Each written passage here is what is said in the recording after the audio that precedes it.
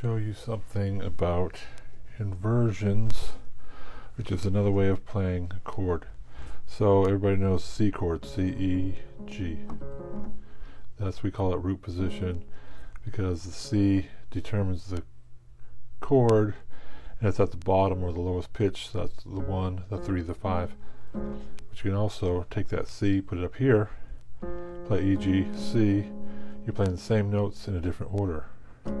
We call that first inversion of a C chord. Then you can take that E and move that up, so you're playing E, G, C, or like this. It's the same, it's still a C chord, but it's played differently. So we'll show you inversions.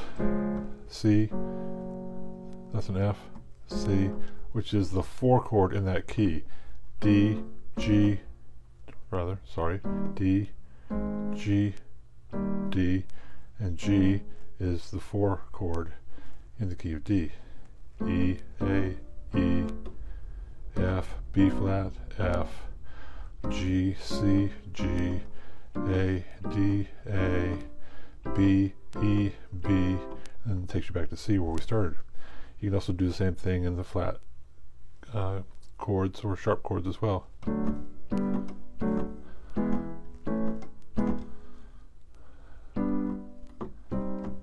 That wasn't right.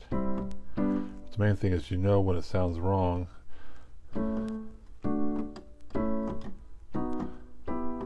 That's wrong.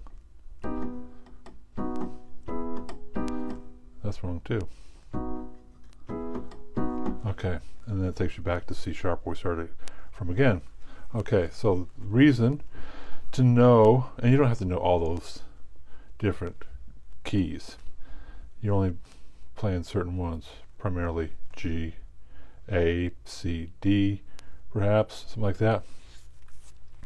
Something I stumbled upon recently after all these years, but having never had a piano lesson, that if I'm playing in the key of G, which we play very often, hymns and lots of songs, that typically you're playing G and you can play C and D. However, I've been doing this a long time. There's a G and that's a C and that's a D. Okay, and you're moving your hand around some to do that. G, even if you're doing that, and then you go into a D here or a D here, you're moving it from here to here. Okay. However, if you do this, is what I stumbled upon. Using that as your G, it's an inversion of a G chord. Say you're in the key G, and that's your 1 chord. Then this is C. All right, C, E, G, and I'm leaving my hand in the same place. I'm not moving it up or down on the keyboard. And there's D.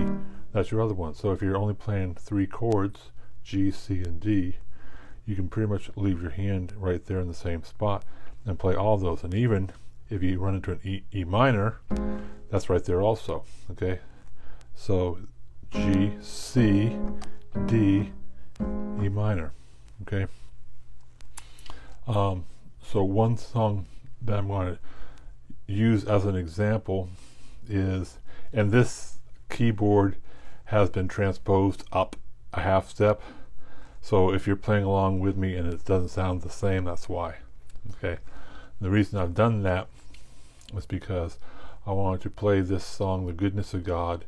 CeCe Winans singing it, and she does it in A flat, but I have it written out in G, and I've put the posted it on the Facebook page in the key of G. And so the chords are G, C, D, E minor, and that's it. So I wanted to run through there and show you playing the song using those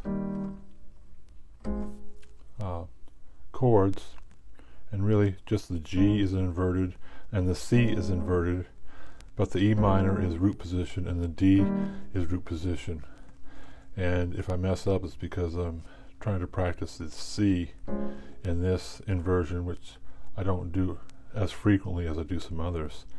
but it helps you because the less that you're moving your hand up and down, the less likely you are to hit a wrong note. So that's one thing.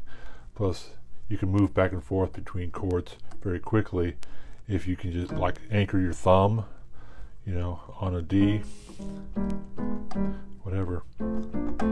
You're not moving this, so you're only moving 2 fingers instead of moving all 3 fingers or more if you're using a 7th chord and you're using 4 or more notes like that. So I want to plug in here and let you hear and see me playing this song on the keyboard. I'll go all the way through it just so you have it.